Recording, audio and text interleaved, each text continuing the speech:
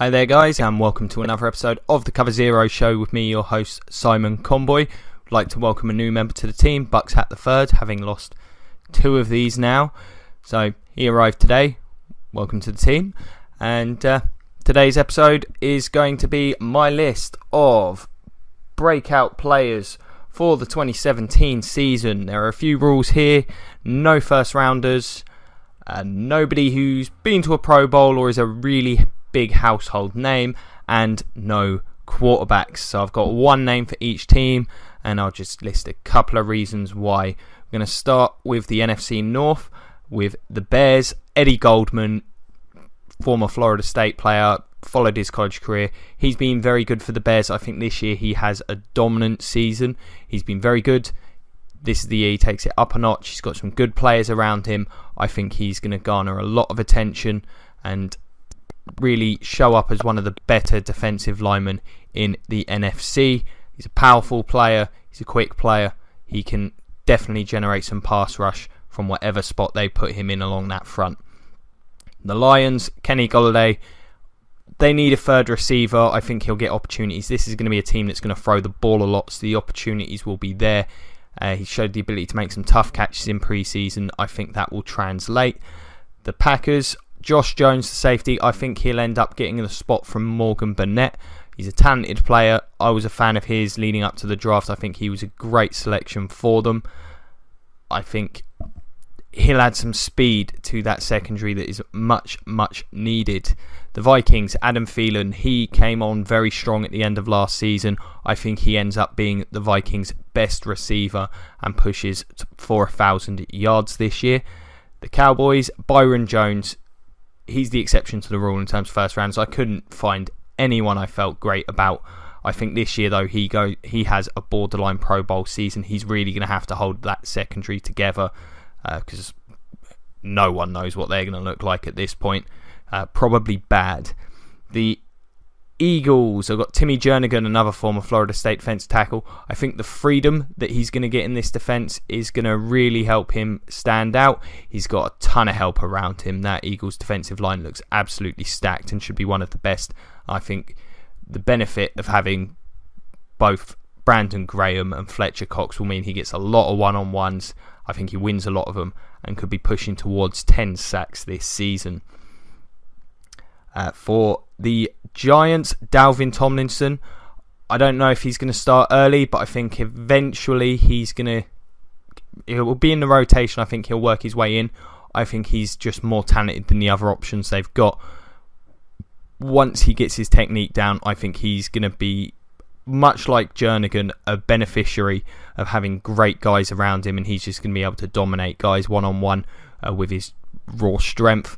I think he's, next to Damon Harrison and those two ends, this team is going to be really difficult for teams to run on and get their linemen to the second level. And for the Skins, Jamison Crowder, who was good last year, I expect him to be this team's best receiver. I really do. Doxson hasn't showed anything to this point, and Terrell Pryor struggled thus far. I think Crowder's got a good connection with Kirk Cousins, and I think he ends up being their best receiver.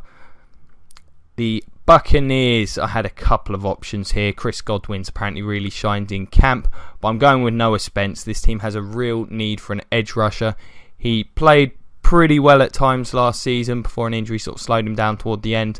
I think he might push toward double-digit sacks. I think this is a talented Buccaneer defense. I think they're going to score points. They'll get more opportunities to rush this year, and I think he will come on really strong, possibly compete for a Pro Bowl spot. I really think he might have that kind of an impact. The Falcons, Duke Riley, fits the MO for what this team is doing. He's a fast, speedy linebacker. I think he'll play coverage reasonably, but he's going to make a lot of tackles. I think he's going to be a real plus for this team. The Panthers, I could have went with either of the corners, but I think James Bradbury's the one with a bit more promise. I think he's going to have a good season. The Saints, similarly, I've gone with PJ Williams. He's a name not too many people know. He's played well in some, not played quite enough to this point, but if he can stay healthy, I think he can be a decent corner in what could be a much better secondary than some people think. Still worry about their front seven. The Cardinals, Buda Baker, massive fan of his leading into the draft. I think he's gone to a defence that will fit him very well. They're very multiple. I think he can do a lot of things. And he can run, he can hit.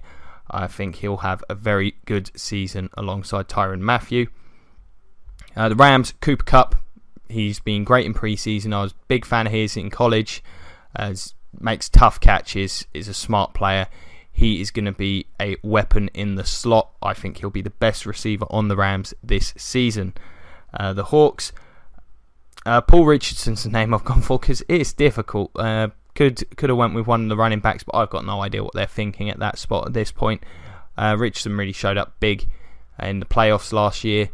I think that kind of ability to make those tough catches will probably earn him a starting role at some point. The other guys, other than Baldwin, just haven't been consistent enough as playmakers on the perimeter. I think this guy will get a chance and I think he'll run with it. And the Niners, Marquise Goodwin. He's got speed. This team doesn't have much. I think he'll be given plenty of opportunities to stretch the field and possibly have a season not dissimilar to what Taylor Gabriel had last year in Atlanta. Moving on to the AFC, Jordan Willis for the Bengals. I think he's a player I was a fan of. I think he'll be using a limited role this season, but I think he was a player who's going to generate a decent number of sacks in situational play, maybe 6 or 7. I consider that a breakout year for a rookie. Rookie pass rushers do not tend to be great. I think he'll be a good one though. The Ravens, similarly, Tyrese Bowser. They've not got much in terms of pass rush. I think this defence is good. I think it's the one area that's lacking, and I think this guy gives them someone to push the pocket alongside Terrell Suggs, generate some pressure. The Browns, Emmanuel Ogbah, similar. I think year 2, having Myles Garrett on the team, I think both of those things are going to help him exponentially. I think he pushes towards double digit sacks this year, and I think he plays the run a lot better than he did as a rookie. And the Steelers, Vance McDonald. That trade was superb for this team.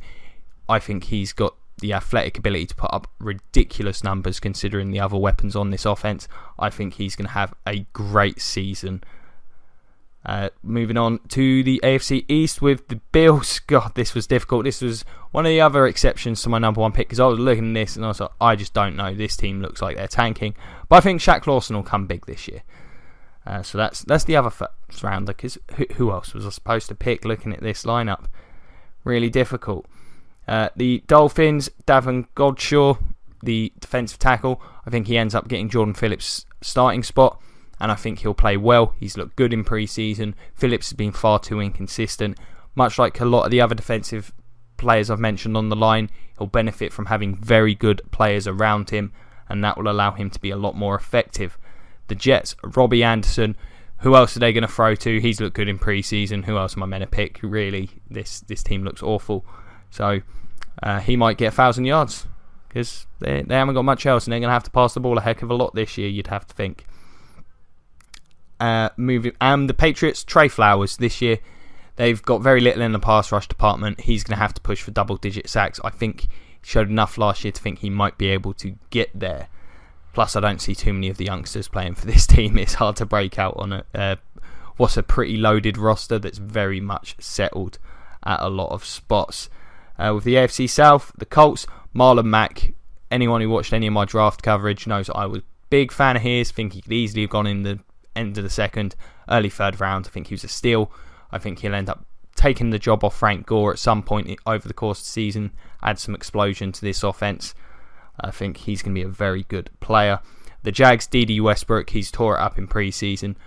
He's shown enough that he should be their number 3 receiver, frankly, and they need somebody to step up to help out these guys because Hearns and Robinson were Bortles was terrible last year. They need to get it together, but I think that there's pieces on this offense, and I think that could enable this guy to have a good season. The Texans, Zach Cunningham, big fan of his.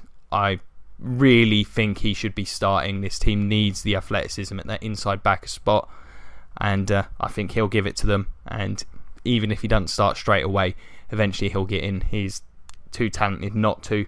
The Titans, Jonnu Smith. A lot of speedy receivers here, but they're the ones that tend to make an early impact if they can just catch the ball, which tends to be a problem. He's looked very good in pre-season. The Titans receiver group is, I think, far from settled at this point. Injuries to some of the bigger names there. I think he's played well enough and that he's going to be seen early, and I think he'll just be too difficult to shift from the lineup, frankly, at this point. Is it Johnny Smith? That's the tight end. Dang it. Taiwan Taylor, that's the one I'm thinking of. What, alright, Johnny Smith. I was thinking of the blooming tight end they drafted. Yeah, Taiwan Taylor. He's looked really good so far. Apologies for that. At least I corrected myself. The Broncos. Trevor Siemian, another exception. Couldn't find anyone to jump out. I think this is the year where Siemian will improve on what he did last year. I think he should get better protection. Garrett Bowles and Ronald Leary should help out on what was an atrocious line last year. If they get some semblance of a run game, I think Siemian will look like an above average, well, maybe an average start, but an Alex Smith-esque player, maybe a bit better than that with the weapons that they've got, and as a result, they'll have their answer at quarterback. Maybe not answer, but it'll put a lot of pressure on Paxton Lynch to develop quickly. The Chargers, Dan Feeney. I always struggle with picking offensive linemen to play well early, but he's looked good so far. I think his multiplicity in terms of ability to play positions will help, and I think he'll get going early, and I think he'll play very well. He needs to. They need the help on the offensive line. The Chiefs, Kareem Hunt, he's looked great. I'm convinced he will be. Again, this is a player I was a big fan of in the lead up to the draft. A big fan of the running back group this year. I think there were a lot of good ones. And the Raiders, Obi Melifonwu. I think he'll get an opportunity. I don't know if he'll start straight away because I think he is a bit raw. He might be a bit of a liability in coverage, but I think once he gets on the field, his athleticism will be a massive boon to this team. I think he can be used in a variety of ways, and this team needs all the help it can get in the secondary. Teams are going to be trying to pass on them this year as well because I expect their offense to be very good. So there you have it. Those are my breakout players, one for every team. What do you guys think? Is there anyone you've got your eye on? Anyone you vehemently disagree with that I've mentioned? Give us a shout, whether it's the comment section below, the Cover Zero Facebook page. Find me on Twitter at Simon Conboy. Always happy to talk ball. And if you've enjoyed this, check out some more episodes. Got a bunch of stuff coming up before the season begins. Of course, next did my playoff predictions yesterday. We'll be doing a season preview episode. Well, not season preview. A week 1 preview episode of the Cover Zero Roundtable. Hopefully on Wednesday, maybe earlier. We'll see when everyone's available. That should be a good one. And as always, if you've enjoyed the show, like, share, subscribe, check out the Patreon. It'll all be thoroughly appreciated. And as ever, thank you so much for watching. Always grateful. Have a great evening and go Bucs.